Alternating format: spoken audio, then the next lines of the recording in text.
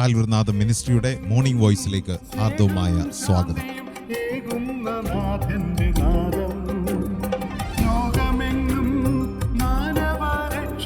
മുഴങ്ങിയ കാൽവരിനാദം, കാൽവരിനാദം. Praise the lord. പുറപ്പാട് പുസ്തകം 17-ാം അധ്യായം 2-ാമത്തെ വാക്യം നാം ഇങ്ങനെ വായിക്കുന്നു. അതുകൊണ്ട് ജനം മോശയോട് ഞങ്ങൾക്ക് കുടിപ്പാൻ വെള്ളം തരിക എന്ന് കലഹിച്ചു പറഞ്ഞതിന് മോശ അവരോട്, നിങ്ങൾ എന്നോട് എന്തിന് കലഹിക്കുന്നു? നിങ്ങൾ യഹോവയെ പരീക്ഷിക്കുന്നത് എന്ത് എന്ന് പറഞ്ഞു. ഇസ്രായേൽ ജനത്തിൻ്റെ മരുഭൂമി യാത്ര ആരംഭിക്കുകയാണ്. അവർ മുമ്പോട്ട് പോകുമ്പോൾ പ്രതിസന്ധികൾ ഒന്നിനു പുറകെ ഒന്നായി അവരുടെ ജീവിതത്തിലേക്ക് കടന്നു വരുന്നു. അവർ ചിന്തിച്ചു, കർത്താവ് ഇതൊന്നും അറിയുന്നില്ലയോ? ദൈവം ഇതൊന്നും അറിയുന്നില്ല? അവർ ഭൗമികമായ ജഡികമായ ലോകത്തിലേക്ക് അവരിലേക്ക് തന്നെ നോക്കി മുമ്പോട്ട് പോകുമ്പോൾ ഓരോ ചെറുതും വലുതുമായ പ്രശ്നങ്ങൾക്ക് മോശയോടും ദൈവത്തോടും അവർ കലഹിക്കുവാൻ ആരംഭിക്കുന്നു. ദൈവം സകലതും നൽകുവാൻ കഴിവുള്ളവനാണെന്ന് അവൾ മറന്നുപോയി. ദൈവത്തിൻ്റെ കഴിവുകളെയും ശക്തിയെയും അവൻ്റെ മഹത്വത്തെയും അവൻ്റെ സകല നന്മകളെയും അനുഗ്രഹങ്ങളെയും അവർ മറന്നുപോയി. കഴിഞ്ഞ നാളുകളിൽ ദൈവം ചെയ്ത നന്മകളെ മറന്ന് ദൈവത്തോട് പരീക്ഷിക്കുകയാണ് അവരിപ്പോൾ ചെയ്യുന്നത്. മോശ ചോദിക്കുകയാണ്, നിങ്ങൾ യഹോവയെ പരീക്ഷിക്കുന്നത് എന്തിന്? പ്രിയ സ്നേഹിത, ക്രിസ്തീയ ജീവിതയാത്രയിൽ നമ്മുടെ ജീവിതത്തിൽ പ്രതിസന്ധികൾ ഓരോന്ന് കടന്നു വരുമ്പോൾ നാം ഒരിക്കലും ചിന്തിക്കരുത്, ഇത് കർത്താവ് അറിയാതെയല്ല എൻ്റെ ജീവിതത്തിൽ സംഭവിച്ചത്. ഇസ്രായേൽ ജനത്തെ മരുഭൂമിയിലൂടെ നടത്തുമ്പോൾ അവരുടെ കാൽപാദം ആ മരുഭൂമിയുടെ മണലാരണ്യത്തിലേക്ക് ചവിട്ടുവാൻ തുടങ്ങുന്നതിന് മുമ്പ് തന്നെ, നാളുകൾക്ക് മുമ്പ് തന്നെ, വളരെ വർഷങ്ങൾക്ക് മുമ്പ് തന്നെ സകലതും ആ മരുഭൂമിയിൽ അവർക്ക് വേണ്ടി ഒരുക്കി വെച്ചിട്ടാണ് ദൈവം അവരെ അവിടേക്ക് നടത്തുന്നത്. ഞാനിങ്ങനെ വീണ്ടും പറയുന്നു, ദൈവമക്കൾക്ക് വേണ്ടി സകലതും ഒരുക്കി വെച്ചിട്ടാണ് ദൈവം നമ്മെ ഭൂമിയിലേക്ക് അയച്ചത്. പുതുതായിട്ടൊന്നും ഉണ്ടാക്കി തരേണ്ട ആവശ്യമില്ല. കർത്താവിൻ്റെ കയ്യിൽ നമുക്ക് വേണ്ടുന്നതെല്ലാം, നമ്മുടെ ആയുസ്സിൽ നമുക്ക് വേണ്ടുന്ന നന്മകളെല്ലാം അവൻ്റെ കൈവശമുണ്ട്. ഇന്ന് പ്രഭാതം ആരംഭിക്കുമ്പോൾ ഇന്നത്തെ ദിവസത്തിന് വേണ്ടുന്ന സകല നന്മകളും അവൻ്റെ കൈവശമുണ്ട്. നമ്മുടെ ഉത്തരവാദിത്വം അത് ദൈവത്തിൽ നിന്നും പ്രാർത്ഥിച്ച് സ്തോത്രത്തോടെ വാങ്ങി അനുഭവിക്കുക എന്നുള്ളതാണ്. ഒരിക്കലും ജീവിതത്തിൽ ഒന്നുകൊണ്ടും ദൈവത്തെ പരീക്ഷിക്കരുത്. ദൈവം നൽകുകയില്ല എന്നും, ദൈവം കൈവിട്ടു എന്നും, ദൈവത്തിന് എന്നെ വേണ്ട എന്നും, ദൈവം എന്നെ സ്നേഹിക്കുന്നില്ല എന്നും സ്നേഹിത താങ്കളുടെ നാവ് കൊണ്ട് പറയരുത്.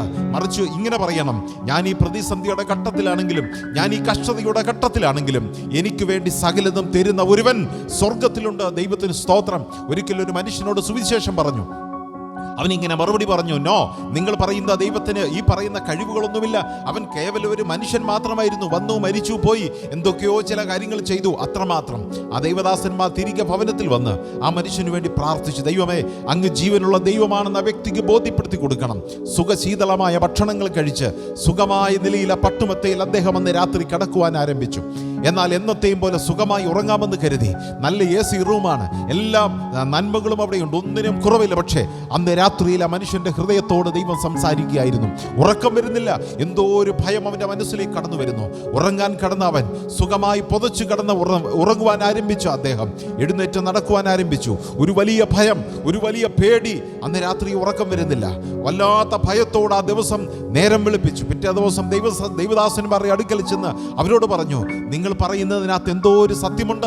കാരണം എന്നും സുഖമായി ഉറങ്ങുന്ന എനിക്ക് കഴിഞ്ഞ രാത്രിയിലെ ഉറക്കത്തെ സമ്പൂർണ്ണമായി പിടിച്ചു നിർത്തി എൻ്റെ മനസ്സിലൊരു ഭയം തരുവാൻ കഴിവുള്ള ദൈവമാണ് നിങ്ങളുടെ ദൈവമെങ്കിൽ എനിക്ക് ആ ദൈവത്തെ ആവശ്യമാണ്. സ്നേഹിത, ദൈവത്തെ പരീക്ഷിക്കരുത്, ദൈവത്തെ ക്വസ്റ്റ്യൻ ചെയ്യരുത്, ചോദിക്കരുത്.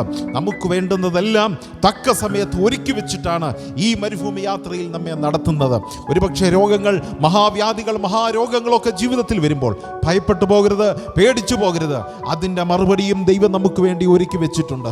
സാമ്പത്തിക ബുദ്ധിമുട്ടുകളാണെങ്കിൽ അതിനും ദൈവം വഴിയൊരുക്കി വെച്ചിട്ടുണ്ട്. ഞാൻ ഇങ്ങനെ പറയാം, നിങ്ങൾ നനച്ചിരിക്കാത്ത മാർഗങ്ങളിലൂടെ, നിങ്ങൾ നനച്ചിരിക്കാത്ത വഴികളിലൂടെ, അത് തീയുടെ നടുവിലാണെങ്കിലും സിംഹങ്ങളുടെ ഗുഹയിലാണെങ്കിലും ഏറ്റവും ഉള്ളിലുള്ള കാരാഗ്രഹത്തിൻ്റെ ഉള്ളിലെ കുണ്ടറയിലാണെങ്കിലും എൻ്റെ ദൈവം അവിടെ കൊണ്ടുതരുമെന്ന് സ്നേഹിത നിങ്ങൾ വിശ്വസിക്കണം. കാരണം അതാണ് എൻ്റെ കർത്താവ്, അതാണ് നാം വിശ്വസിക്കുന്ന കർത്താവ്. അവന് കഴിവുണ്ട്, അവൻ ചെയ്യും. ആ കഴിവിൽ വിശ്വസിച്ച് കർത്താവ് എനിക്ക് വേണ്ടി സകലതും ചെയ്യുമെന്ന ഉറപ്പോടുകൂടെ ഈ ദിവസം ആരംഭിക്കാം. ദൈവം നിങ്ങളെ സഹായിക്കട്ടെ. പ്രാർത്ഥിക്കാം. കരുണാസമ്പന്നായ ദൈവമേ, സ്വർഗീയ പിതാവേ, ഞങ്ങൾക്ക് വേണ്ടി സകലതും ഒരുക്കി വെക്കുന്ന ദൈവമേ, ഞങ്ങൾക്ക് വേണ്ടി സകലതും നൽകുന്ന ദൈവമേ, ഞങ്ങളുടെ ആവശ്യങ്ങളെ അറിഞ്ഞ്, ഞങ്ങളുടെ ബുദ്ധിമുട്ടുകളെ അറിഞ്ഞ്, ഞങ്ങളുടെ കണ്ണുനീരുകൾ അറിഞ്ഞ് ഞങ്ങളുടെ ആവശ്യത്തെ അവിടുന്ന് പരിഹരിക്കണമേ. ഞങ്ങളുടെ നിത്യജീവൻ എന്ന ആവശ്യത്തെ അവിടുന്ന് പരിഹരിച്ചല്ലോ, സ്തോത്രം. ഞങ്ങളെ വീണ്ടെടുക്കുവാൻ അവിടുന്ന് മതിയായ ദൈവമാകിയ സ്തോത്രം. ഈ ഭൗമിക ജീവിതയാത്രയിൽ ഞങ്ങൾക്ക് ആവശ്യമുള്ളതെല്ലാം, ശാരീരിക സൗഖ്യമാകട്ടെ, സാമ്പത്തിക സഹായങ്ങളാകട്ടെ, ഭൗമിക നേട്ടങ്ങളാകട്ടെ, ഭക്ഷണമാകട്ടെ, വെള്ളമാകട്ടെ, കർത്താവേ അവിടുന്ന് ഞങ്ങൾക്ക് നൽകി തരണമേ. സ്വർഗത്തിലെ ദൈവത്തിൻ്റെ കഴിയുമെന്ന് ഞങ്ങൾ വിശ്വസിക്കുന്നു. ഈ വചനം കേട്ടവരുടെ മേൽ ദൈവത്തിൻ്റെ പരിശുദ്ധാത്മാവിനെ പകരണമേ. അവിടുത്തെ ആത്മാവിനാൽ ഇവരെ നിറയ്ക്കണമേ. യേശു ക്രിസ്തുവിൻ നാമത്തിൽ തന്നെ. ആമേൻ, ആമേൻ.